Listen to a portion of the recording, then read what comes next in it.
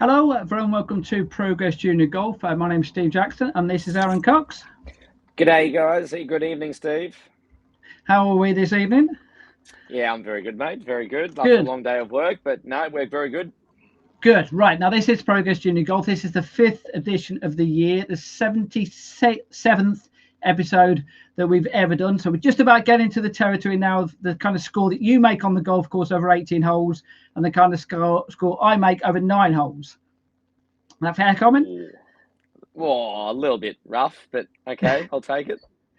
What, you think you can get lower than 67 then, do you? 67. I thought you said 77.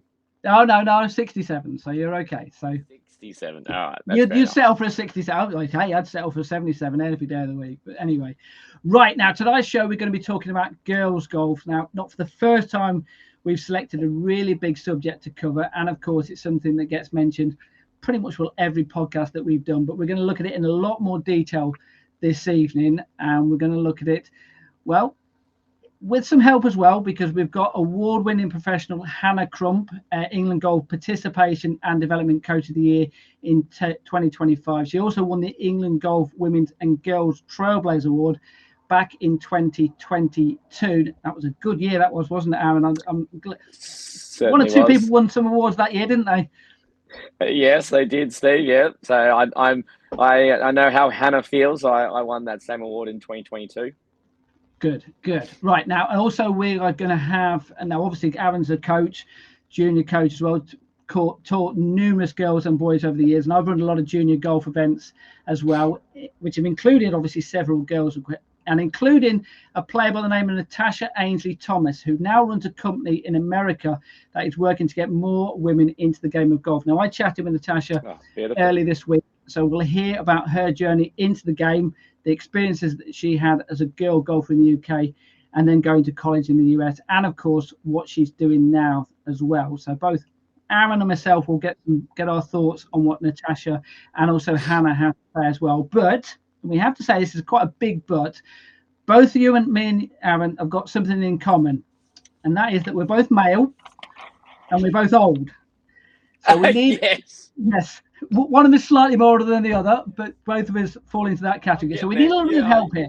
We need a girl's perspective, and we also need a younger girl's perspective as well. Young girl's perspective. And I'm delighted to say that co-hosting this podcast with us, we've got a junior golfer by the name of Tesni Burrows. So we're going to welcome Tesni onto the show now. Here Tesni is. Good evening, Tesni. How are you? Good evening. Not too bad. How are you? Lovely to have you on the show. Lovely to have you co-hosting the podcast with both myself and Aaron as well. Just a little bit of background on Tesni. She's working with the Founder Series over this year, going to be hoping to try and get herself a little bit more experience in the media industry. So I'm delighted to say that she's been doing some work with me at some of the events that we've been covering this year. And this is a perfect opportunity to, co-host a podcast with myself and Aaron, and also show us exactly what you know about junior golf. So just a little bit of background then. How did you get into the game of golf then, Tesni? Well, I was born out in Australia, and I just started out there. Yes! I was waiting for that. What can I say? You didn't know this. 2 Aussies on the show. Yes, 2 Aussies. So yeah, I started out in Australia when I was about 9, and brought it over to the UK, and just on and off here and there. But I'm now really into it. I go to college to learn golf and do sports science. So really enjoying it. Really want to progress in it.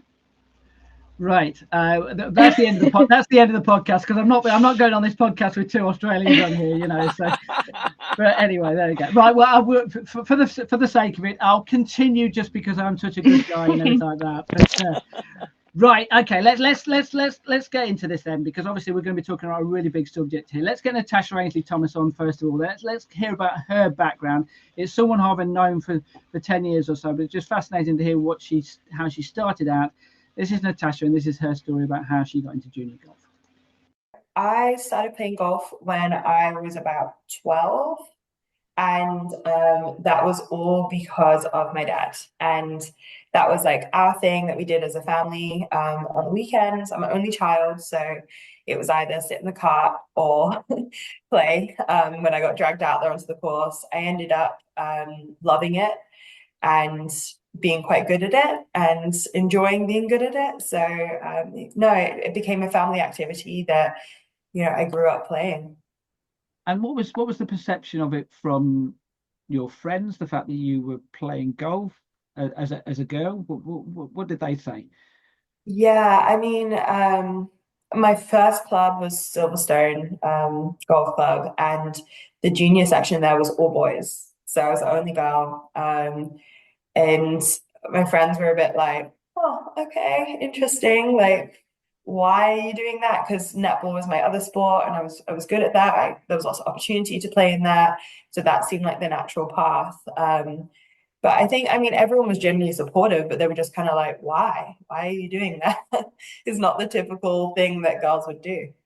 Did you make friends by doing that? I mean, as in other girls by through the golf industry? Yeah, definitely. Because there was not many of us in when I first started. You naturally kind of gravitated towards them. And I actually ended up moving clubs to Whittlebury Country Club or Golf Club to because they had a larger junior section that had more girls in it that I had met at other tournaments or games or matches and was like, I want to be friends with them. Like I want that community aspect so bad. But it was when I got there, they kind of fizzled out a little bit, and I still ended up the only girl in a boys' junior team.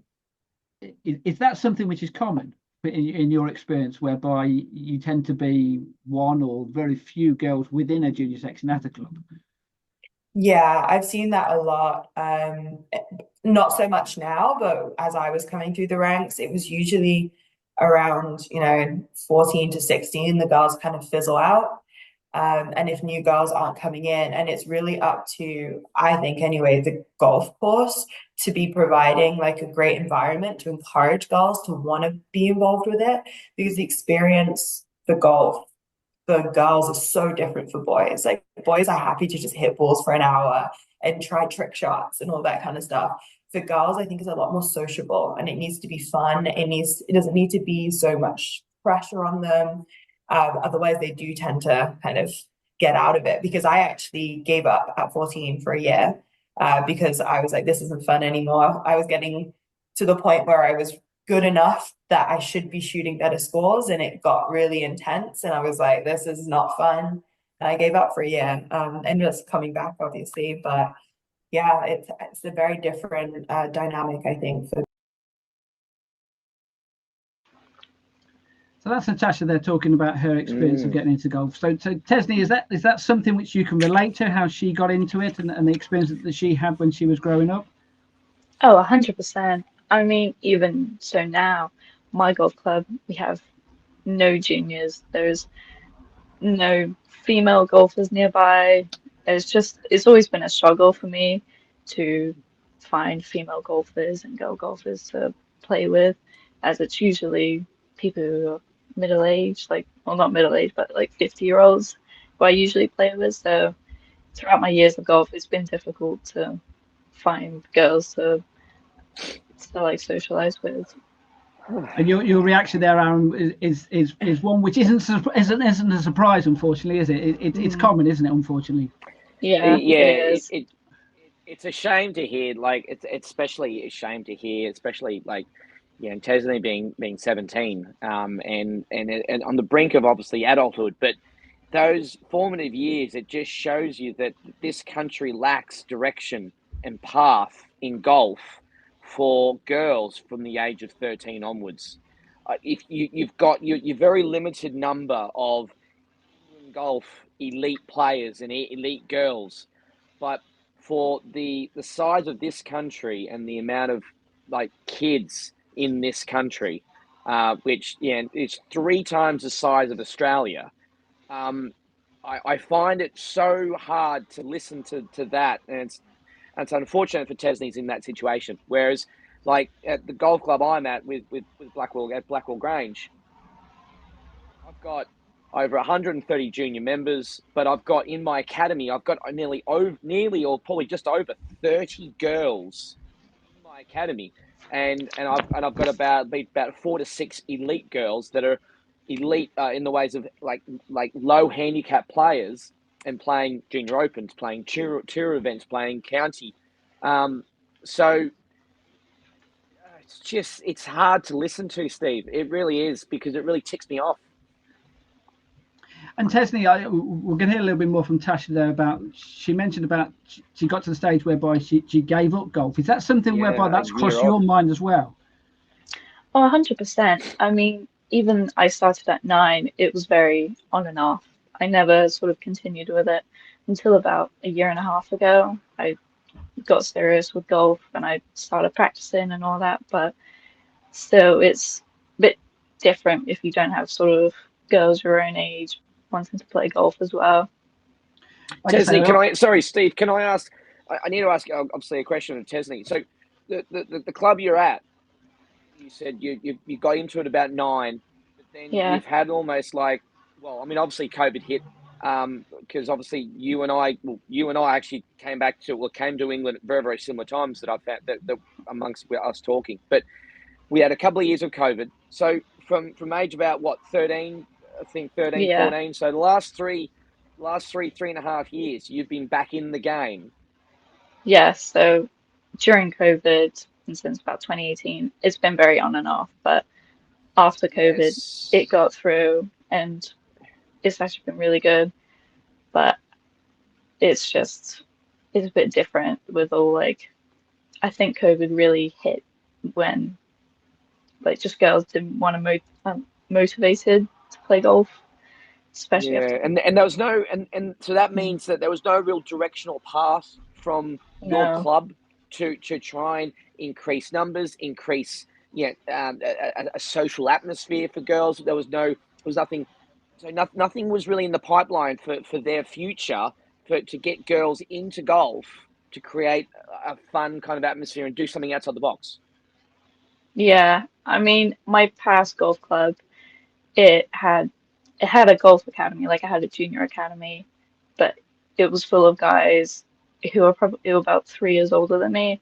So when I was about 13, I was surrounded by like kids 16, and I didn't really know what to do. Yeah, so I didn't really enjoy it. I didn't really get along with anyone, but yeah. Okay, let's hear from Natasha then, because I mentioned there, she mentioned the fact that she'd left the sport. Now, obviously, she came back. So let's find out the reasons why she did come back, and then obviously we'll talk a little bit more about some of her experiences as well. I gave up one, financials.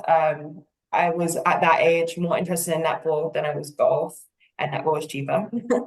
I think as well, I was missing out on a lot of like social things at that age that were more fun than golf, and not realizing my priorities. And then I think as well, like the pressure of, I love my dad to pieces. I say this with the most kindness, but he did put a lot of pressure on me because he wanted the best for me. And I think that dynamic, when parents get really excited for their kids, it comes across not in the most positive way for the child. So it got to the point where we were having arguments at home about my performance on the golf course, or I was putting pressure on myself to do really well because I didn't want to disappoint him, instead of doing it for myself. And it just got to enough was enough. It wasn't, a positive thing for our family anymore. So that was one of the reasons that I stepped away from it. And then it was actually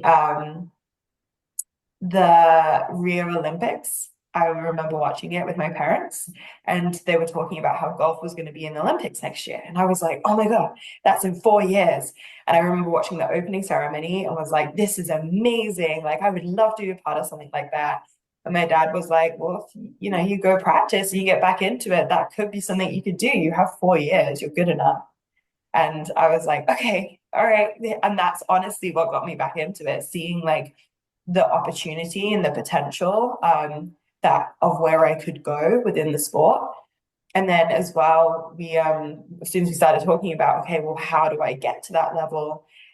We talked about like going to America, and that was like, wow, like I could go to another country and play this. So it was really like the potential opportunities that got me back into the sport. And yeah, here I am today in North. So that's Natasha obviously talking about how she got back into the game. What was your experience then, Tesni, about why you decided to get back into it? Because obviously you had thoughts about you might want to drop out and did drop out a little bit. Why did you get back into it? Well, I agree with Natasha. I had pressure from my mum. My mum started golf when I started. It was all just a bit of fun. But both my parents really want the best for me, and they want me to succeed in golf, like completely. They want me to go into it, into the sport, either play professionally in industry. So I do relate to Natasha when she says that there is a pressure amongst parents. So that is one of the reasons I would go. Well, the point I was going to make, I'll come to you in a second, Aaron, is the fact obviously I knew Natasha when she came back. I didn't actually know her before, so I wasn't aware of the situation that she had before, whereby she'd given up. When she came back, it was someone who was completely fresh in the sense of she just loved it, and there was no sense of the difficulties that she'd been through. Are you in that same stage now, Tesni, whereby almost those difficult years, you've kind of put them behind you and now you really are falling in love with the game? Oh, 100%. I mean, there is some still difficult patches here and there, but that's golf for you. But it's just, yeah, I'm just loving it, to be honest. Even if there isn't any junior girls, I I still love the game no matter what.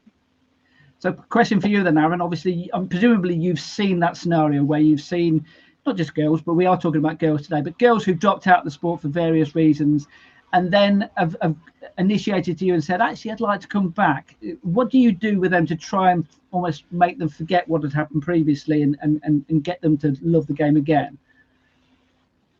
You kind of have to make them continue to look forward, whether it's in our own lives or trying to work with kids and girls that in the game of golf is continually always look forward. When you're playing, we tell them, look, that shot's gone. You can't look back. You can't do it again. Same with life. So I've had a few players do that. I've had a couple of girls that have done that and gone away and had a year or so off, and then all of a sudden, mum and dad have reached back out and said, "Oh, hey, don't want to come back." I was like, "Oh, okay, great, like fantastic."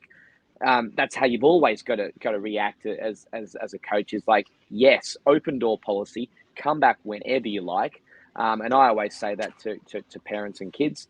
But it's very interesting things that Natasha and also yourself, Tesni, that you mentioned about the pressure, and it's quite incredible that last month, Steve, we spoke and we had this podcast on parenting and parents with kids in golf, and what pressures the parents are putting on kids these days to not only succeed, try to have fun. The main message that a lot of parents try and get through to their kids, but at the same time, that comes across with pressure, and very, very evident with my 20 years of being a golf professional, both in Australia and over here now for 7 years, is that the kids lose the want to play golf because of from parents wanting them to have so much fun, do well. It's just overwhelming. And unfortunately, with girls, because they're a bit more sensitive, and it gets to them a little bit easier than boys, and it just pushes them across the line a lot earlier, which then is why they move out of golf. And there's nothing around Tesni's age, that 15, 16, 17. There's no real specific, golfing journey. And adolescents, almost adult women, can do to either get back in the game or continue the game or go to that next level of the game to then push on to college golf, and professional golf, or being a golf professional, with doing a traineeship or your PGA, or working within the golf industry. Right, let's talk about coaching. We are going to hear from Natasha about how she did coaching when she was a junior. Tesni, though, first of all, just explain what coaching you had when you first started out when you were 9, 10, 11, 12, and what coaching, how did that form at that time? Well, when I was about 9, it's a bit hard to remember, to be honest, but as from what I heard, we only did it for fun at that point. It wasn't much technical skills. It was just a bit of fun to get me going. But it really was just sort of one of my high school teachers that helped me get across. It's one of those where they bring schools over and you like coaching golf and stuff. That's what got me into it. And throughout like the years, I've had various coaches. They've all been different, whether they sort of are a bit laid back, not too focused, or whether or not like they're more focused on male golf, as it is a male dominated sport. And I've had a coach that focused on power than like precision, because as a female golfer, power is just not really needed. It's more precision, it's more accuracy is what you need. So. Hold that thought, Aaron, because I know you probably want to talk about that, because I know Hannah does talk about that a little bit later on. So we will touch upon that a little bit more. What about? Oh, no, I'm just agreeing. I'm just nodding and going, yep. Okay, let's hear from Natasha then, because we'll hear how the coaching that she had when she was a junior golfer. Then this is what Natasha had to say. I had an amazing coach, Richard Cartwright. He recognized what was going to keep me in the sport, and I contribute a lot of my success to him as a coach. So he made the sessions fun. I always looked forward to going to them, but they were one-on-one coaching sessions. So I had individual coaching, and he broke it down to a way that was understandable, because I like to know why I was doing something. I didn't want to just be told to adjust my swing this way. I wanted to understand like the mechanics behind it. So that was a really big part for me. And then, yeah, like I said, he made it fun. Like I remember laughing through every session, and I wasn't afraid to make mistakes in front of him. Like there was absolutely no pressure. So that was the kind of coaching dynamic that I experienced that really kept me in it. Presumably you had group coaching as well, whether that was at the club or at county level as well. How similar stroke different was that? Yeah, so we did do, I think it wasn't until I was about 16 that I got into the county coaching, and that was group stuff. That was less frequent than I probably would have liked. And I think because I came into that quite late, I felt a little bit like I was on the outside, because you're coming into a group of teenage girls or young girls that have like grown up a little bit together. So that was a little hard to navigate. The coaching itself though was great. Like we got to experience different golf courses, and as the year went by, like those shared experiences that you have at training really help kind of motivate you at like county week and stuff like that, and playing together. And like I still keep in contact with a lot of the girls now and see where they're at. So it helped bond us. The sport brought us together, and the coaching itself was just, it was cool because you got a different perspective from like your own private coach, because everyone had their own, and then we had one coach kind of sharing. Now, I remember, Aaron, in a previous podcast, we talked about coaching. We talked about the group coaching and the individual coaching. With you, Tesni, what was the balance between having an individual coach and also doing group coaching as well? Well, I did county about 2 years ago. It wasn't the best. I mean, I agree with Natasha. It was not very frequent. They didn't focus on a lot of stuff. Like, it was good coaching, but I just didn't get that sort of energy from the girls. And I mean, even Natasha, she struggled with sort of connecting at the start. That's what I had. So it is a bit sort of different when you started a bit later than everybody else. So it's a bit difficult to click with teenage girls. Did you feel that? Did you feel as if it was more difficult to fit in because perhaps, I don't know how many were in the group. Let's say, for example, there was 10 in the group and 8 or 9 of them had been together for 2-3 year period, and then suddenly you turned up. Did you feel as if you were the outsider like Natasha felt a little bit? Yeah, I definitely got that, but I still went to them, and it was like really good. So, and they were good, nice girls, but I don't know, I just didn't really click with them. But competitions they were good. Like we talked about our rounds of golf and how we went, but I don't know, it was a bit different. From your point of view then, Aaron, you're the coach and you've got Tesni who comes in as a new person within a group. How do you interact them into that group and try and make them feel as not like they're the outsider? They've been like there all the time, if you like. So I've got a process, whether it's county or all my classes that I do currently with my 80 kids I teach a week from age 6 all the way to 18. I've got a process when I've got a new child coming in or a new player coming into a group. During the class, I get each kid to walk up, introduce themselves, who they are, how long they've been playing golf, and why they play golf. I get them to walk up at all different times of the class and introduce themselves and make sure that new player, a new kid, feels welcome, a part of the group, a part of the team, and a part of the family that is the academy. And I do that for all my kids, whether they're 6, 16, 18, 12, 14, doesn't matter what age.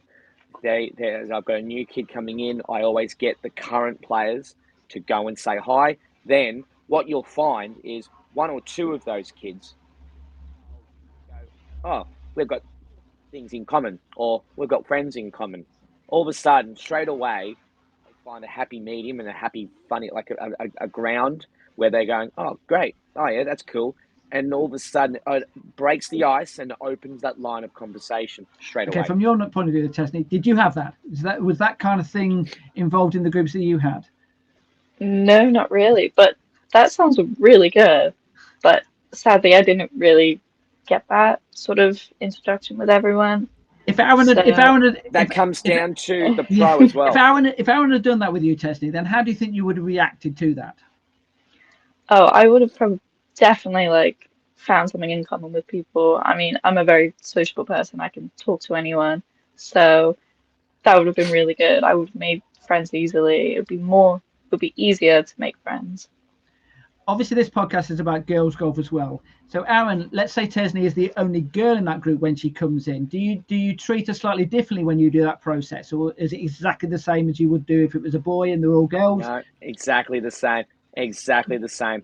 So obviously, I've got a lot of my class. I've got 8 classes a week that I do, but I have one girls group on a Saturday, 11 o'clock. But then all the other groups, all the other 7 groups, there's girls spotted in all those groups. So whether it's a new boy or a new girl that comes into the group, I have all the boys, all the girls. They go up to the new player and say, hi, I'm so-and-so. And I've been here for this long. Aaron's been coaching me here. This is great. This is a really cool place. And, oh, where have you come from? Well, what school do you go to? And just as I said, it really does open up that conversation. It's like an icebreaker. But then you break down barriers because although Tesni said, well, I'm very sociable. Now, none of those other girls would have known that. No one broke the ice and started conversations from a very early on point of view of when Tesni arrived. So by the time you get into a session, or it's gone, it's too far gone. That gate's closed, the door's closed. So then, unfortunately, Tesni's not going to have that bonding and kind of experience with 1 or 2 of the girls that might have common interests or common friends or common things at school together. So, and that's where, unfortunately, then, a year or so down the line, does Tesni go to that next level and play at an elite level for England golf, or lose a very good talent in the game of golf at a very young age? Do we lose that for 10, 15 years and then fingers crossed that Tesni comes back in her 30s after she's either gone to uni, done work, and then had a family and go, you know what, I might just go back and, I've got a bit of time now. The kids are gone to school. Now I'm in my late 30s. I'll go back to playing golf. So you've got to find that's where I really gets me. Right, let's hear from obviously Aaron's a PGA professional as well. Let's hear from another PGA professional. Let's hear from Hannah Crump, who does women's coaching. She also did girls coaching as well, and obviously award winning like Aaron as well. This is how she does with her promotion, what she does. I think one thing I'm trying to do to specialise in at the moment is getting women, retaining women into golf. So actually looking at how can they join a local golf club, gain a handicap, etc. So not just learn golf for 6 weeks and then not know where to go, have a full-on journey from start to finish. And in your experience, are there reasons why more women aren't in the game of golf? Why they perhaps got in and then dropped out of it? I think golf obviously was so inaccessible. Even I'm talking probably pre-COVID, so 5-6 years ago. We all know the time golf takes. We all know that if we look at the percentages a few years ago, that 6% of golf was played by women, and I think it's always had that such male-dominated sport. I think you look at golf in the past, it required 2 things: time and money. And I think an average woman with that was starting out, having children, having a career potentially, golf was just the most unattractive sport. And then I think you look back at what golf I've had experiences in my last sort of 5, 6, 7 years where I've tried to introduce women to golf clubs and I've it's been flagged that they're not wearing the right attire. So I think golf being so old-fashioned for so long has absolutely ruined the past for the women getting in the game. I've had so many women that tried it 10 years ago and said that they went home crying. It was like their worst day at work because of how people made them feel. So golf, I think, very sadly has a terrible reputation for women that, year on year, we're just trying to destroy and make women feel so welcome. Do you think that's changing? Absolutely, Steve, 100%. I think COVID, I really do. I think COVID made golf realise that, loads of people were trying COVID. I think if your partner, whatever, was playing golf and they were escaping out the house, you wanted a bit of that. So we found so many women take on golf by default, really, over that period. And you're now seeing the social media burst of golf. So a lot of the influencers and bloggers on social media are young women trying to branch out in the fashion world, golf world. That is naturally attracting so many younger women, younger girls to the game. So just to explain, the women that you coach, what kind of age range are you talking there? So I'd say they start roughly around about mid to late 20s. I'd have a couple, handful in their 30s, but I'd say predominantly 40 to 60. And those age range, then, you must have obviously had conversations with them and said, did you start at a younger age and drop out of it, or have you just started now? And give us the reasons why they did or didn't start at particular ages. So 99%, I would say, are starting now. And I just think if you ask a 40-year-old, why didn't they start 20 years ago? I think you're just going to get the obvious kind of like A, time in lifestyle, B, I didn't know golf was for women. When you look at, 2017, was it that golf was the one sport that still had a male-only entrance? I think, if you look at that now, that's what we're talking about in the modern world, let alone 20 years ago. You just can't even imagine what golf would have been like. So, for a woman's point. So, very, very, I have the odd one. And if they did play golf when they were younger, it purely would have been because their parents played. That's probably one of the most common things I say or hear, or my parents used to play, so I had to go. But very, 19, I get a lot of hockey players, tennis players, netball players. So I'm getting a lot of sporty women come, but golf has just never. So that's obviously Hannah talking about her getting women to the game of golf there, but she did touch on a little bit about the girls as well. And some of the things that she brought up there, Tesni, the reputation of golf, and not a great reputation as well. And she's talking about from older ladies or older women. Were you aware as a girl of how bad the reputation was of golf with women or not? Oh, 100%. I mean, like, for example, my mum plays, but she only plays golf for enjoyment. But she only started not so long ago. I've got many older sort of like lady friends that sort of help sort of understand golf, but all of them started late. They never started early. They've only started when they were about in their 40s. So I 100% agree with Hannah in what she says. So And also the point she made there about dress codes, is that something which cropped up in your life when you were in your young life now? Is that something whereby you have been made aware of already? not so much, as I think when I started, it was a bit more like women's golf was a bit more out there a little bit. So I think it is women's clothing and women's golf clothing is getting more popular. But I know in some golf clubs there is nothing, or there is very limited selection of golf clothes for women. Okay, I have to ask you the question though, but has that cropped up when you've gone to a golf club and someone has come up to you and said, no, you're not allowed to be wearing that, or those types of conversations with you before? No, I've never had that before. I think sort of I learned the etiquette quite easy. So I'm pleasantly surprised that you said that, Tesni, and Aaron might be. I suspect you are as well, because I think that kind of conversation crops up too often, and it's pleasantly surprising the fact that it hasn't cropped up with Tesni so far. yeah. It is, but also I have to say that I mean after COVID, I would agree with Hannah. After COVID, I had a group of 4 or 5 ladies that wanted to start golf, and they were semi-retirees, and all of a sudden that group went from 5 to 7 to 12 to 15. And then currently right now in my ladies WhatsApp group, I have 52 ladies in my WhatsApp group. Now, obviously, I don't see them all the time. But one thing that I have told them from day dot is wear what you want, comfortable clothing, wear anything that you would desire. If it's in winter, wear something warm. In summer, wear something that's just going to be nice and cool for you. But from a teaching point of view, I make sure that nothing is ever said to my ladies. Everything has to go through me. So if any of the members want to complain about their attire, I just give them a bit of a what for and go, well, we all have to start somewhere and we have to learn.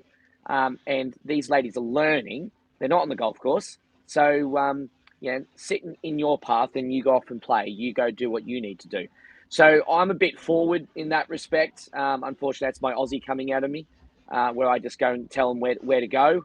But it's good that obviously Tesni hasn't come across that. But like you, Steve, yes, like we have heard, unfortunately, bad stories of ladies getting turned away or being told, no, what are you doing? And I think it is poor because inclusion and acceptance has to be two big words to golf clubs and also the golf pros to make sure that other members and the golf club have those two words in capitals: inclusion and acceptance of male golfer or ladies golf. When they're learning, let them learn, let them enjoy the game. Now, obviously, we're talking about dress code here, but Tesni, you use the word etiquette there as well. Is that something which has cropped up as well in conversation when you were coming through in the sense of, that girl doesn't know what the etiquette of playing on the golf course or anything like that? I'm not saying that's me saying that, but have you had that type of comment made about you or to you? I have, like when I was much younger and early beginner, but I think that's just part of like the learning stage. So I think sort of simple things like repairing pitch marks or, not letting slow play happen. But I think some like male golfers stereotype ladies in women's golf as sort of they don't know etiquette, they just don't know golf. and it They is quite stereotype hurtful. juniors, Tesni. That's the problem. They Yeah, stereotype juniors. And yes. but when you were learning, Tesni, were you on the golf course straight away, or were you actually just like on a range or hitting balls on a field? It is usually on the range. Well, it was usually on the range, but yeah. So I find it hard. I find it quite intriguing that people would actually make make mention of like etiquette stuff when you're not even on the golf Mm, course. And this is where members are stepping out of line. A, they shouldn't. B, not their place. And this is what my opinion is that gives golf a bad name, is that you've got members that are hardcore old school, won't change with the times, won't get up into the 21st century, in 2025, and they're still living in the 1980s, and nothing changes, and fashion changes, and the internet's changed everything. YouTube, bloggers, and females are now, as we've mentioned before, females are now being integral parts of. And I lost count of how many times I've come across on Instagram a female golfer learning the game that is doing just videos and videos upon videos of them out in the golf course playing golf, learning the game, and just videoing it and getting tens of thousands of hits. Now, if golf clubs aren't switching on to the internet phase of our lives, then they are so far behind, Steve. And unfortunately, we're talking a very high percentage of golf courses in the UK are so far behind. Right, you mentioned about playing on a golf course there, and the role that plays in development as a junior golfer. We are going to hear from Natasha talking about the role that junior competitions took it in her development. What about you, Tesni? When did you first start playing in competitions, and how important was that? Well, personally, I haven't done many competitions. This year is my sort of first competitive season, I would say. So I've done a lot this year, but it's the same sort of thing. I've experienced some people who like don't have much etiquette, especially guys, more to say. Even so, at college, I sort of learn and play golf.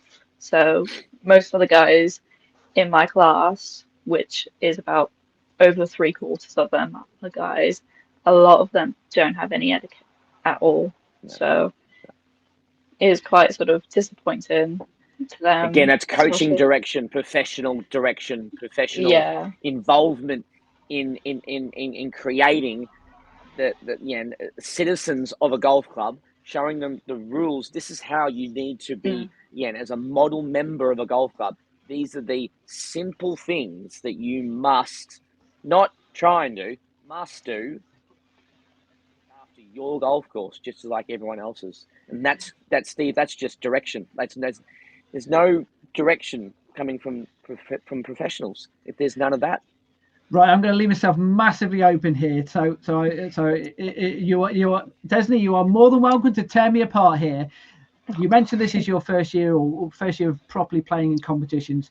You played in two of my events this year, so I'm leaving myself open. What have I done right? What have I done wrong in the competitions that I Oh ran this God. year? Don't hold back, Well, Tesni. Don't hold back. well, your two competitions that you provided and I went to, they were brilliant. I mean, like the sign up and all that, they were really good. So, Paid you. and the selection that you had, I mean, you had a decent amount of like ladies and young, and like one girl, she plays phenomenal. I mean, a lot of them really do. So you get like a lot of sort of mixture, which is good. Okay, Um, once again, how does the event that I ran, or the two events that I ran where you played, and compare with other events that you've been in? What did I do right? What could I make better? This podcast is not just about me trying to give advice to other people. I want to take advice on board about how I can make my competitions better. So tell me how, from a girl's point of view, that how I can make mine better, or if there were things I'm doing right, tell me now, so at least I know what I'm doing hmm. right. Well, I've done junior opens before. I've done Faldo Series before. So I think you do really well in sort of providing a presentation and doing like live scoring, as I know you do that, which is really good. It's really helpful. So, and you pick really nice golf courses. I must say that. Like the two that I played at were phenomenal. That helps.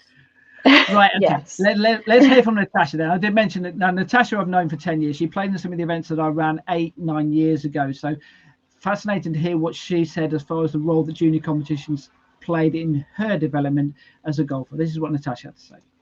As soon as I wanted to go to America, and that was a decision, like we realized I needed to be playing in competitive, like highly competitive tournaments.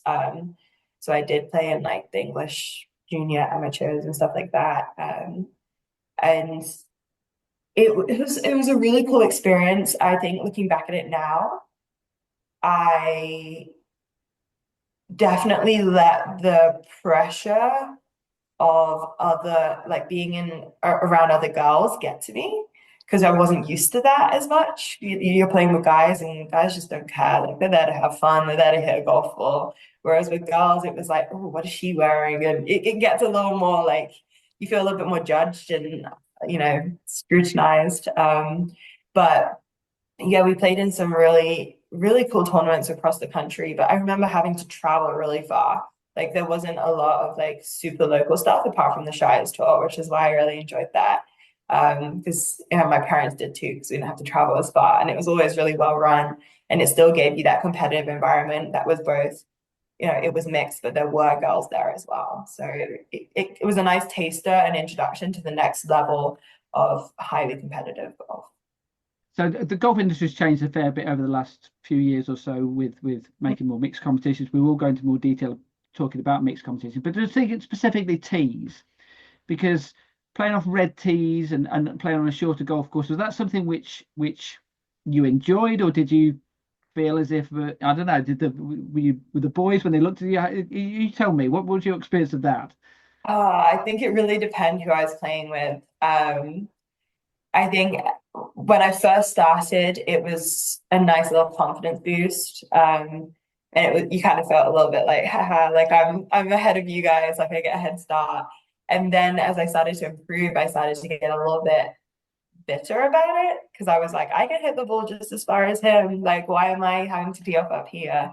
And like when I coach now, I always explain the tees as the red is like the beginner tees, not the ladies' tees, because I think it should be down to ability, not necessarily gender, because all through college, I didn't see the red tees. I was playing from the back tees. So I think it really is, it should be down to your level.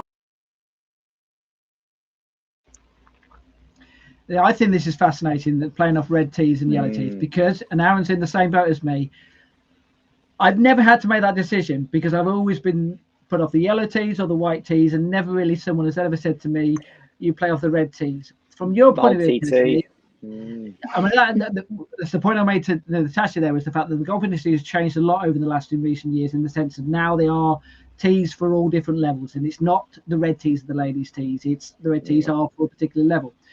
The competitions that you played in though, Tesni, have you always been put off the red tees? Is that how it's been put to you so far? Yeah, so I've always been put off red tees or the further front tees.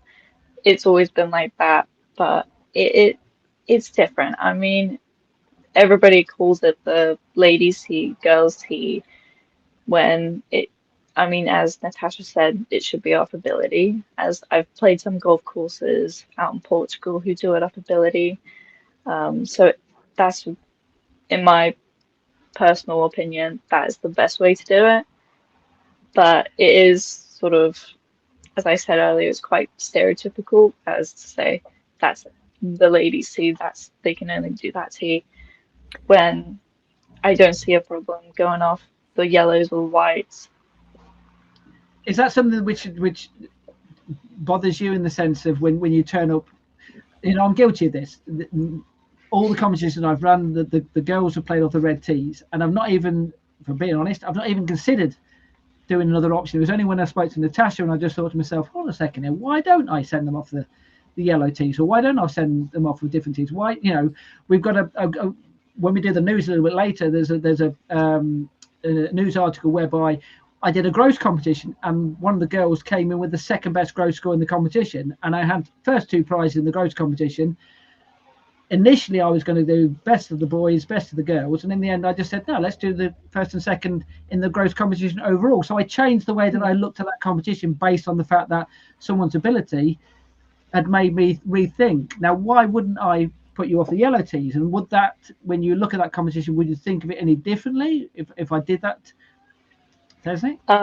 I would see it more as a challenge, I guess. I mean, it's a new course.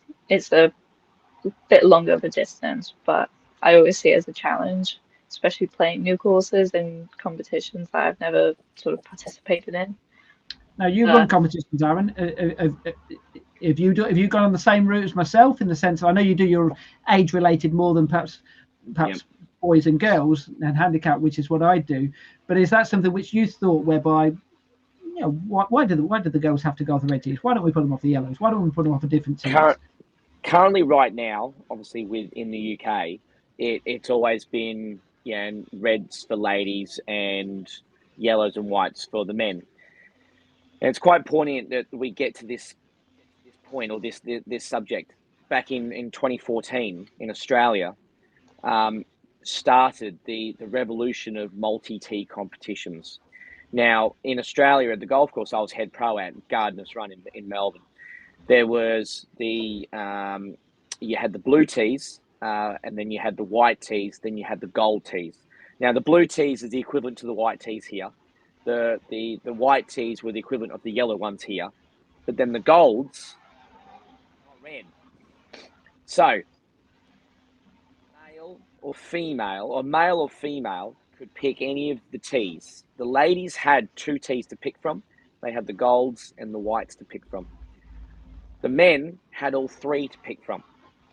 Now, the slopes were all changed, adjusting to those golf courses. So for the ladies, the gold tees was their normal course.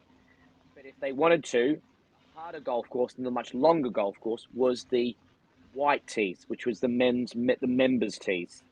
So the ladies could go off the championship, what they call them championship ladies tees, which was the white ones, which was the middle tees. Their handicaps, obviously, with the slope system, went up. Yeah, but then the men, study was done, and this is why it's so successful in Australia and has been now for over 11 years now, is that the men could then pick if they want to go, and we're talking the over 50s and the over 60s. If they want to, they could go down to the gold tees and play in the competition against a guy in the same group that was playing 2 tees back on the blues and playing a golf course that was about 800 yards, 600, 700 yards longer. In the same competition, Steve, their handicaps would get adjusted from the slope ratings. So you'd find the players that went up the back tees, 9 times out of 10, it was all the single figure players went up the back. But you'd find all the older gentlemen over the age of 55 and 60 would all go gold tees in the comps. Numbers of participation levels in competitions went up. God knows how many 100%, because they could pick any tee. UK, unfortunately, we're 2025 and we still haven't moved over to that system of multi-tee competitions and giving, yes, ladies more options to play off different tees, but also the opposite as well, giving the men also other options to play a golf course. Right, we're going to talk about, they mentioned it earlier with Natasha, mixed competitions then, Tesni. So the competitions you played in this year, have they been mixed competitions? Have you played in any girls-only competitions? Sadly, I have not played in any only girls competitions. They've all been mixed competitions so far. But even so, like, as results, you've always get a girls and boys results, either as gross and net results as well. Okay, that's because, girls only results, Tesni. So you might be playing with guys, but you've got your own competition. Yeah. So so mixed competitions, especially with junior golf, Steve, is is that well, unless you had junior opens, but you can't please everyone. You're going to have that conversation that parent is always going to say, yeah, but my son should be playing in the boys, or my daughter needs to play against other girls. And we've now got this. What do? Do you get more integration, more inclusiveness into one big event and have boys and girls? Okay, let's hear from Natasha on her take on the mixed competitions that she played in when she was a junior. This is Natasha and what she had to say about it. For the mixed tournaments, I think that was some of the biggest confidence boosters for me. It's very competitive because you are playing against guys, and guys just naturally pick it up a lot faster than girls, I think. And I think they have, like we talked about at the start, at junior level, I think it's quite rare to see a lot of girls get into it to the extent and the level and the intensity that boys do at the start. So I think that boys kind of have a little bit of a head start, but when you do get to that age where you catch up to them, or you're right there with them, it's such a confidence boost being like the only girl at the award ceremony and stepping up in front of all the boys and collecting your trophy. I think it's a really cool feeling, and I always felt like I didn't ever feel very judged by the boys. I think that they were, I mentioned before, they're there to hit golf balls, they were there to compete. Like, they weren't there to really judge anyone else. Whereas in girls only tournaments, it depends on who at the tournaments, but it's a very you tend to know everyone because it's such a small community. So in a girls tournament, when you did win something, you weren't always sure, are they judging me for that or are they supporting me for that? And then as you get older, the dynamic does change, and it is very supportive. Like, everyone is happy for each other and kind of crowd around each other and want to take photos with you and that kind of thing. And you're celebrated a lot more. So I think it's like the dynamic for girls only tournaments from junior to teenager to, young adult, the atmosphere changes throughout them. Whereas in mixed, I think it's pretty similar throughout. And I enjoyed both, but the biggest conflict. I suppose the parallel I'm thinking of, you may have played in some mixed tournaments, Tesni, but obviously there are the girls' prizes in it. What about the nearest to pin? Because I always wonder when I give a nearest to pin prize on a particular hole is to try and find a hole whereby I look at it and go, which tees are going to be fairest for everyone? So one whereby the red tees, if the girls are off the red tees, the boys off the yellow tees, and the better players off the white tees, whether it's fair for all of them. We've all played on a hole whereby the tees are probably about 3 yards difference between the three tees, and Tesni playing off the red tees might be hitting a 4-iron, whereby the lads might be hitting a wedge off the back tees. And you just think, well, there's no fairness there. Is that the kind of thing whereby when you've turned up in competitions and they've had the nearest to pins and you thought, Tesni, I've got no chance here, or other way around, actually I've got a great chance here because I've got so much yardage on the rest of the field? I mean, at your competitions, I feel like you picked really good par threes. But I mean, as you say, it is difficult sort of finding an equal balance between sort of whether it's good or not for both male and female. But yeah, it is different.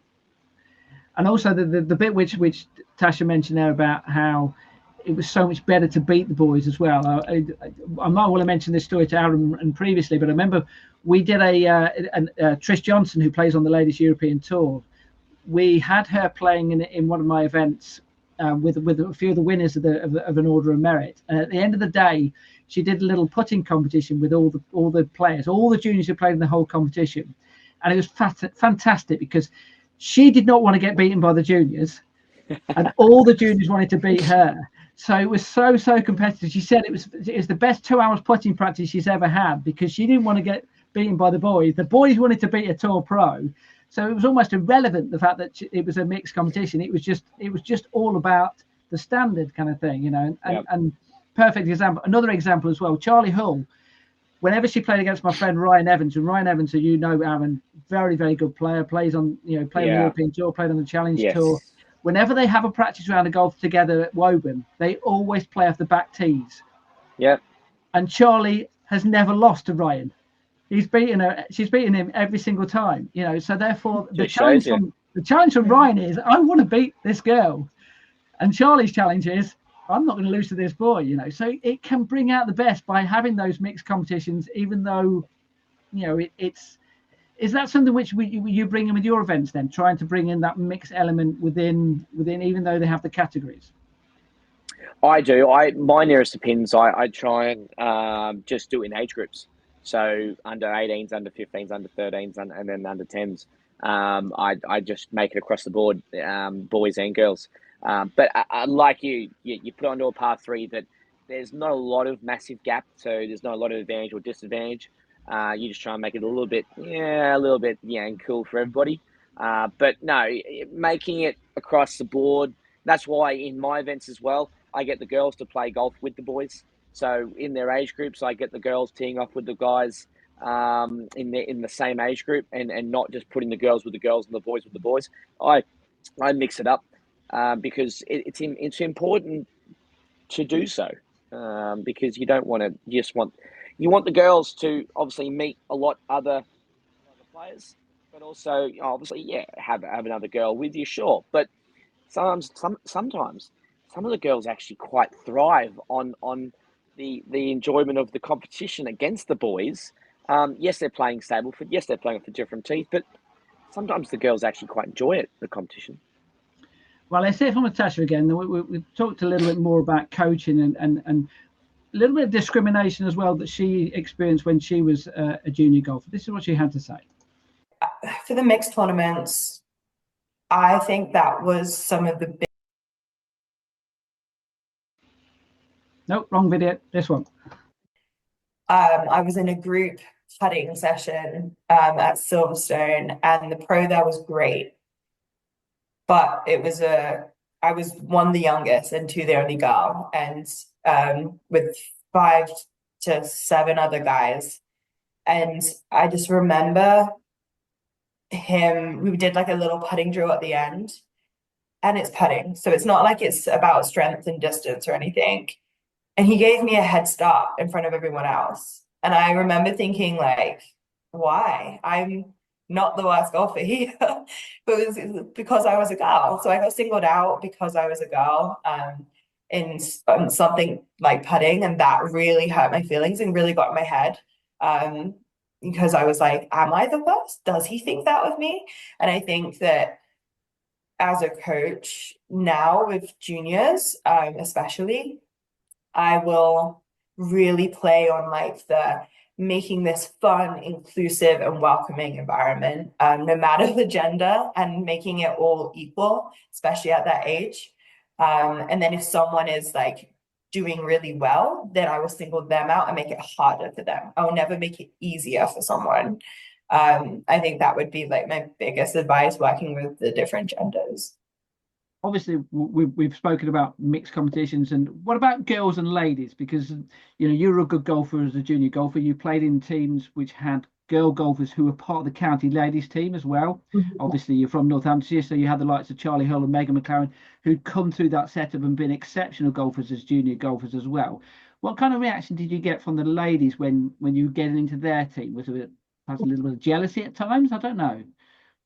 Yeah, I remember playing in the Ladies Club Championships, and there was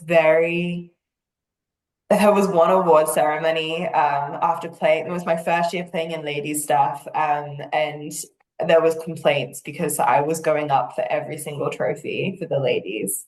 And at the time, at first, I was like, oh, this is really cool. By the end, even I was a little embarrassed. Like, if it was very uncomfortable for everyone. And I think there was a little bit of like standoffish, and some women would actually genuinely prefer not to play with me because it made them feel a certain way. And as a child, like, you don't really think too much about it, but it really bothered my parents. Like, it really got under their skin. And that was another reason we actually ended up moving golf clubs as well, because we weren't welcomed, and it was suggested that I needed to play in the men's tournaments from now on and not the ladies because of how. You know, we've spoken a lot about the discrimination perhaps that boys and girls of the boys have given to the girls. But what about the ladies to the girls there? Obviously, Natasha mentioned there about perhaps a little bit of jealousy. Is that something you've faced, Tesni, with the ladies at the club you remember out in that, you know, playing against a girl as opposed to the other ladies? Not so much. I mean, I would say they're just more jealous of my swing because a lot of them have difficulties to, swing and stuff. But a lot from the ladies I've played with and talked to, they just admire how I play more to say. But they're all really nice. But yeah. You can understand how something like that could be off-putting if that type of stuff, like it did with Natasha, in the sense of, it initially perhaps a little bit embarrassed, but then it didn't affect her, but from a parent's point of view, it was upsetting, that kind of thing. Yeah, I see where she's coming from 100%, but yeah, no, I didn't really receive such thing. Now, I have to mention a story as well, which happened with Natasha when I knew her, and she played in the county ladies championship, and she got through to this wasn't the county girls championship, the county ladies championship. She got through to the knockout stage of it, so top 8 to go through to the knockout stages, made it through to the semi-finals of the knockout stages, and lost in the semi-final to another, not quite a junior golfer, but certainly I think 19-year-old golfer, so another young golfer.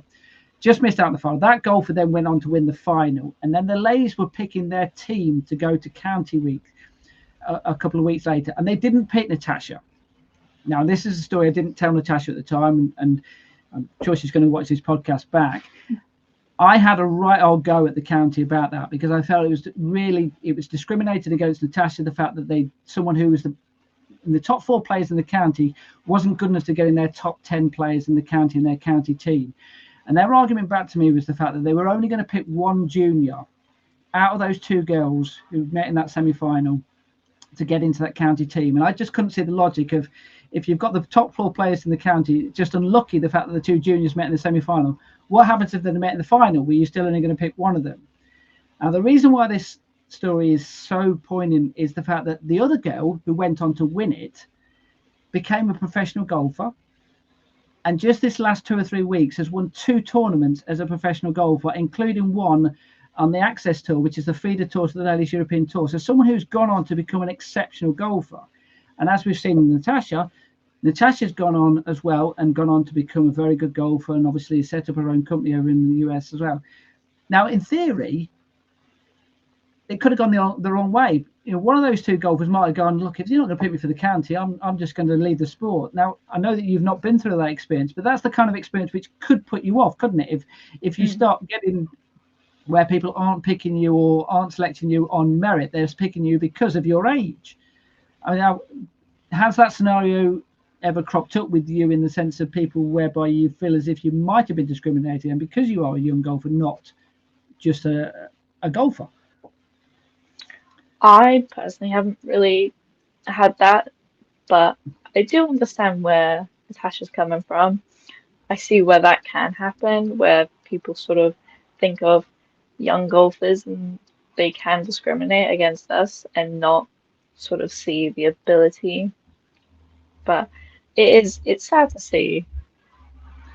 Right, well, I'm sure we will get Aaron back. I know he's got some young family and he's putting them to bed this evening. So in the meantime, we're going to hear again from Hannah, who's talking about perceptions changing within golf. Well, let's hope so anyway, between girls and women's golf. This is what she had to say. I think girls definitely, like I said, it's starting to become a little bit more cool, I want to say. I think that word's probably quite safe. Golf, I think initially was like your grandma plays it, and, she got to wear a tartan dress and long socks. I think it always had that image. So for a girl, golf was just not attractive. And if you were a girl and you wanted to wear golf clothes, they had to be pink and flowery skirts. I remember this really clearly. So golf, just if I wasn't so good at golf growing up, I know I'd have backed out instantly, because it just was so everything I wanted. I wanted to use my phone. I wanted to wear jeans. teens, I wanted to do everything that golf just frowned upon. And as a girl, that was just not what I wanted. But now you're seeing rules relax slowly but surely. It's happening. And I think staying into golf, I think this needs to change a lot. I think women, girls get to a point of maybe 15, 16, and maybe see that golf, they're not going to get to that next stage, which we all know is a ridiculously high standard. But the message that I kind of would like to put across, I suppose, in one way or another, and maybe down the line, is that like the career myself, Aaron Lansbury, certain different pros that you look around, that, you know, coaching and staying in the sport this way can actually be a fantastic and very successful career. So I think maybe at the moment at 15, 16, their only option is make it on tour, and or, you know, go out to America. And if that's becoming quite apparent that that's not going to happen, drop off happens, because what else is there to do if I'm not going to get to that level? So I think a bit of education on actually, do you know what other routes could you take in golf? You know, there are so I think actually educating those good girls of 16, 17 that could be on a cusp of leaving the sport, you know, show them what's next. So just from your point of view then, just a final point then, you're a women coaching women. How do you do it differently, and how should male coaches coach women differently? I don't think there should be any difference. I think I actually remember a comment a few years ago from a guy who said, "Oh, I don't teach women's groups. I'm not into that whole gin and put and prosecco story." And I was like, God, that is so patronizing that's what people think that women want. I will say, you know, I think I look at it and I do get women's emotions are very different, but I also think men's, you know, if you have a group of men beginners, they're gonna have the same ups and downs. So I think first of all is stop, you know, don't treat it different. They are a group of women, younger women in today's world that are wanting to get good at a sport. So that would be my first bit of advice, you know, that patronizing kind of feeling and all of that. However, I think find that balance of, you know, hit it harder, swing quicker doesn't work for a female body. So if you're going to do it, I think maybe have a little bit of look and a little bit of respect of the biology of a woman. And I think when you look at actually how a woman works, it is very different to a man. So, you know, the stories like just, you know, go on, just hit it a bit harder doesn't quite always work. So I think maybe just a little bit of understanding of that can really help. You know, I think there's a couple of obvious things there that men, like, you know, would kind of not know what to do with. And I think just actually understanding how that would work within the game would be very helpful. But then most importantly, you're just dealing with, you know, a really good group of women that want to start. So, you know, yeah, I think that would be what I would say is looking at it. I do have a lot of ups and downs. I have a lot of women that, you know, can be tearful on the course, but I don't think in any respect it's looking at that negatively. It's looking at that positively, that they want to make a change, they want to improve. So yeah, that's what I'd say. Just finally then, anyone who wants to get in touch with you, anyone who wants some coaching from you, how do they go about doing that? Awesome. So yes, Stonebridge Golf Club, that's where I'm located, and the website for us is ignitegolf.co.uk. So that was Hannah there talking about her experiences as well, and she mentioned there about the speed and trying to hit the ball, and you mentioned a little earlier that message. I don't know whether you said that had been tried to put through to you or not, or you've been made aware of coaches trying to get you to do that. Yeah, I mean, a coach I had previously wanted me to hit the ball harder, get more power, and it just doesn't work. I mean, as Hannah said, like girls and women, we sort of work differently. We don't have the muscles that men genetically have more, but I think it's more accuracy and precision that is key in women's golf. And also as well, I mean, with Mo will have been looking at the other sports as well. In women's football, there you know, there's lots of studies going on about women getting more injuries because of them trying to give the male perspective on how they should be going about their sport, and not looking at it from the women's point of view as well. So it's not just in golf that type of thing is people are looking at it as well, or getting it wrong. It is in other sports as well. Yeah. We are going to hear from Natasha just again. There is actually something which I want to ask you about as well. Is that during this program, I've used the word girls, I've used the word women's, I've used the word ladies. From a girl's point of view, what am I? You know, and I've done an interview with Ian Carter, who works for the BBC Radio 5, is the BBC correspondent, golf correspondent, and he was very much, we should never use the phrase ladies. from a girl's point of view, what is your take on that?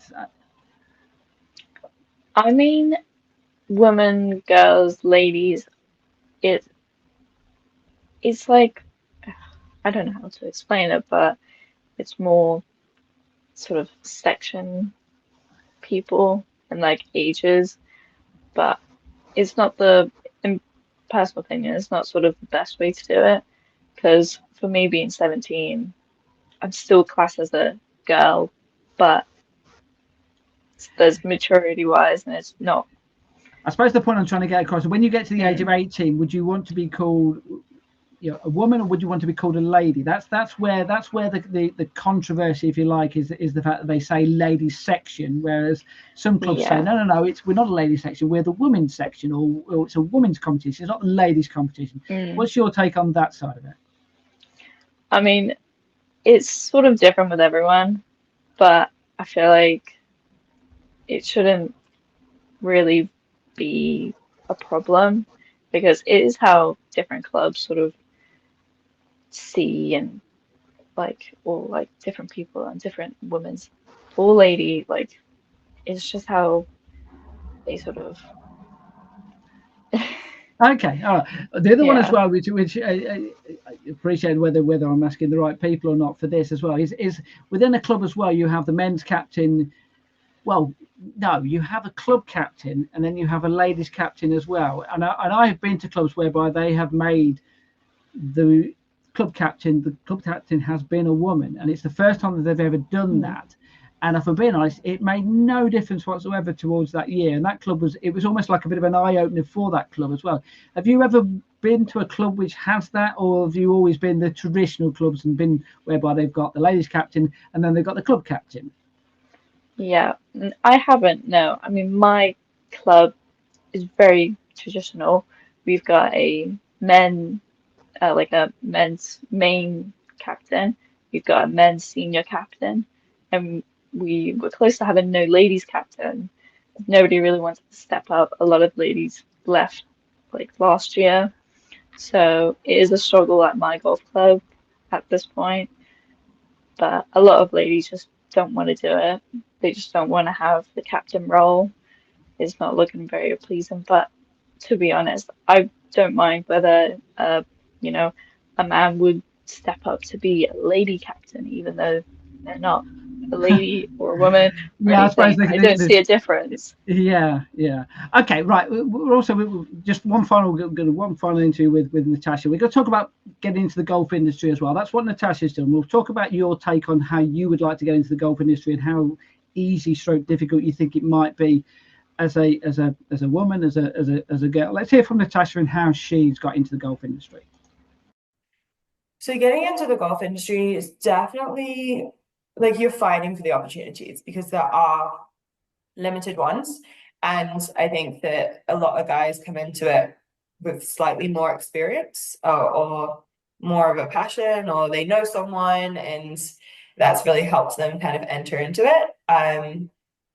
I, however, as the landscape is changing, have not had to jump through too many hoops to get into the golf industry, because it's the culture's changing, and they do actually want more women, especially in America right now, representing, especially women of color. It's actually been like most opportunities that I've gone for, I have felt like I've had almost like the extra help being a woman coming into it, just because right now it's encouraged. I think if I would have been trying to do this 10 years ago, it would have been extra challenging. And I think I would have hit a lot more closed doors, but I think I've entered into it at the right time. Now, my experience when I got into it was not the most welcoming at all times. I think at one of my jobs, I wanted to actually get my PGA teaching certification and was told no, I wasn't allowed. Whereas I know that some other guys were going for theirs.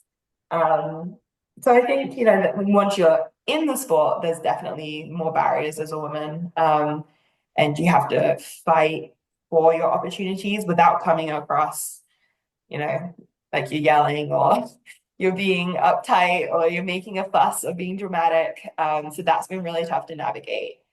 And that's definitely caused a few little bumps along the road. But yeah, now I'm kind of doing my own thing, and that's been a big part of why I wanted to do my own thing. Because of once I got into it, I was like, this is not the environment I thought it would be. And I wanted something that was actually I love golf, I love working in it. I want to wake up and be excited, not put down. Right, just explain what you do, what the setup that you've organised, and obviously I know it's based in America, but perhaps the people in the UK watching it and thinking, actually, we can do that in the UK. So just explain what you do. Yeah, so I run Carolina for Her, which is an organization for women. It's female focused, so female only coaches, female only events, workshops, lessons, and the whole part of it is community. So bringing us together, we'll do 9 holes on the golf course and then go to the winery, or go get coffee and then go play 18 holes. So it's just all about us, coming together and helping women start their journey, because a lot of women are interested in golf but have no idea how to get into it. And I was lucky enough that my family played, and that's what got me into it. But that's not the same for everyone. And it's one of those sports that you can play or start learning at any point in your life. So there's a lot of women who didn't play when they were younger, and their now husband or boyfriend plays, and they're getting left at home, and they don't want that anymore. So I have an app that you can download and learn about like the basics from a woman's perspective. We do workshops, and then we do individual lessons as well. So just bringing people together so that they. So that's Natasha obviously talking about how she's got into the golf industry as well. And from a girl's point of view, Tesni, it's obviously something which you consider and you'd like to do yourself. Do you see the barriers that Natasha saw, and do you feel as if they are too big barriers, or the ones whereby at least you're aware of them, you can overcome them? Well, I think that sort of there's a lot more opportunities, like Natasha said, especially for like girls golf. I see a lot of opportunities for like sponsorships out in America. I've seen a lot out in Australia as well, which are really good. So I think that has really grown over the past couple of years as girls golf, and the encouragement for like progression in girls golf. But I think the barriers can be different in sort of different situations. For example, I have a barrier of mine. It's sort of financial. I don't particularly have the money to go out to America and study out there. There are cheaper and easier options that I could take, for example, Australia. So looking out there is sort of a first option, but there are sort of carry on. Yeah, I was going to say, and from the financial point of view as well, I mean, I don't think, you might tell me different, I don't think you're probably going to go down the professional route trying to become a tour professional or anything like that. But you must see on the tours whereby the top players in the men's game make a lot more money than the top players in the women's game. And obviously that filters down, whereby the people who are the lower tiers in the men's game can still make a living, whereby the ones on the women's side of it really do struggle, even though they are, very, very close to being in that top level. And that must be a concern, not just at that level, but also in different parts of the industry as well, from a woman's point of view. Yeah, I mean, that's just a sort of big problem with like the difference between men and women's golf. The money's really different, and the prize monies for, even as you said, like lower down people, it is different. But that's across all sports. I mean, I know football's getting a bit better for women, rugby's getting really good, but some sports are just sort of the price difference and the reward difference is major, is a big difference. All right. So we've obviously chatted quite a lot about girls golf and everything. Unfortunately, Aaron can't make it back for this, but we're going to go through the news section now. You might get a mention coming in here as well, Tesni, because obviously we're going to be looking at some of the events which have taken place. It's been a fairly busy April, as you can imagine, because a lot of competitions taking place over the Easter period. Got a few photos as well to show you about some of the events that took place. So had with Progress Junior Golf had the Wonder Series, which took place at Anstey Golf Club. The first event actually took place in March. We had 15 players taking part in that one. 20 took part in the second event, and that was a young lad there called Noah, who I think that's the closest the ball almost hit me this year. So it's a good luck to Noah there. He tried to get me, but not quite. The next event we had was at Coventry Hersal Golf Club, which is a junior open at Coventry Hersal. It's usually a pretty good scoring course, and once again proved to be the case again. So if I told you the top division, the best net score in the top division was net 59, and that still wasn't the lowest net score in the competition. The lowest net score in the competition was a 14 under par net 56, and that was from George Hoey there. So really good scoring from that competition. Then we had the Master Series event, which took place at the Forest of Arden. I don't know who played in this competition. Do you know anyone who played in this competition? You did. I played in it. You did. Right. So competition-wise, there the results. I'm just trying to find the winning photo here. So the boys' competition, actually, the same player won the gross in that. That was Jamie Twaits. The silver division was won by Luke Boyle. Ava Allenby was the best girls' gross score. In the girls' net competition, this was the winner, Lily Johnson. Did Lily play with you? I can't remember whether she played in the same group as you.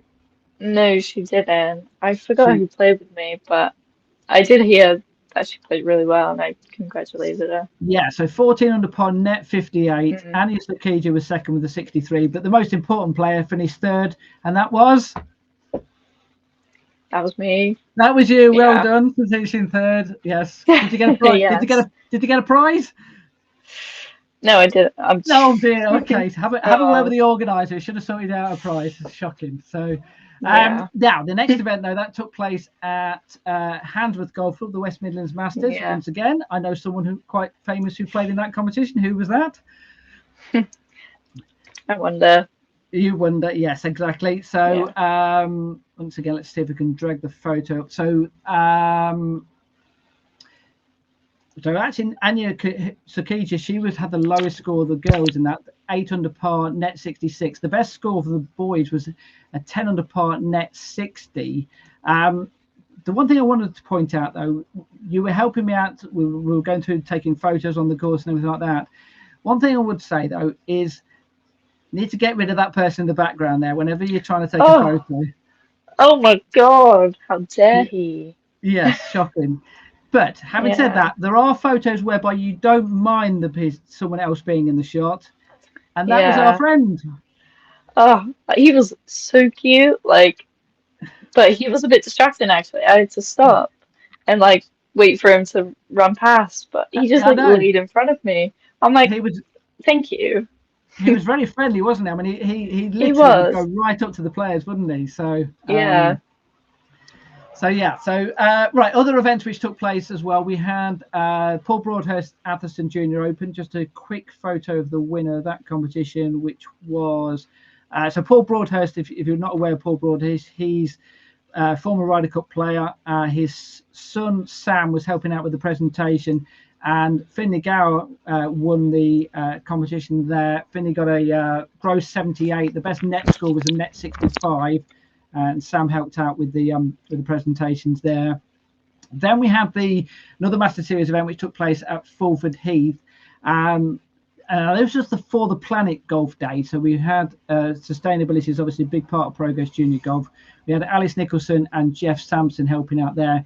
And we had a little chipping challenge as well afterwards, whereby the girls and boys were trying to hit the balls into these nets. So out of 10, seeing how far, I know it's difficult to tell. How many out of 10 do you reckon you would have got there then, Tesni?